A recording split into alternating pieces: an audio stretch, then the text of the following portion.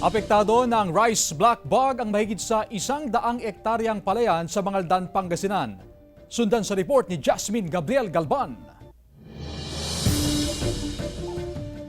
Tapos nang mag-ani ng tanim na palay ang magsasakang si Mang Pepito mula sa Barangay Salay, Mangaldan, Pangasinan. Sa kabuuang kalahating ektaryang sakahan, mahigit 30 sako lang ng palay ang kanyang naani, kumpara sa mahigit 70 sako sa mga nakalipas na cropping season.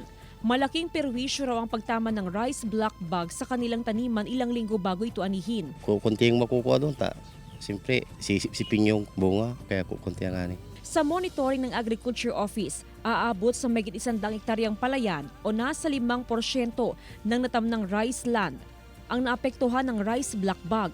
Karaniwan na raw ito nangyayari sa mga tanim na palay. Hindi rin kayang i-control dahil hindi sabay-sabay ang pagtatanim ng mga magsasaka.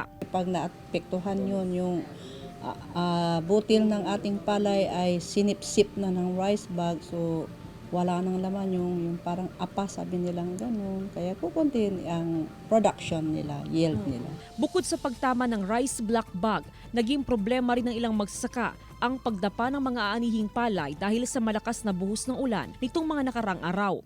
Kung bubuti ang panahon, kakayanin pa raw na maisalbang mga tanim na palay. Samantala, nakahanda namang tumulong ang Agriculture Office sa mga apektadong magsasaka. Kasama si Daryl Peralta, Jasmine Gabriel Galban, One North Central Luzon.